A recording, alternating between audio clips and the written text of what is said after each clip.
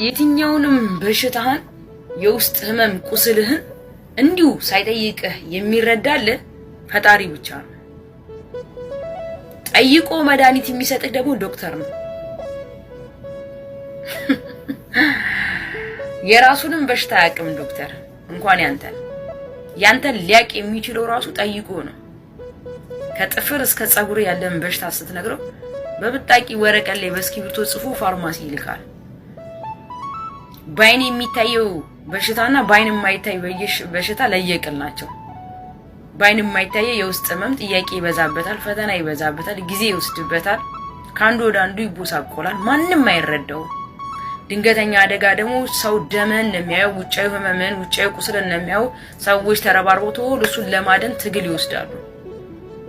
ይሄን ስላችሁ ምን ማለት ነው? እያንዳንዳችን ሁላችንም የየግል ኑሯችን ላይ ቀዳዳና ወንፊቱ በጣም ብዙ ነው።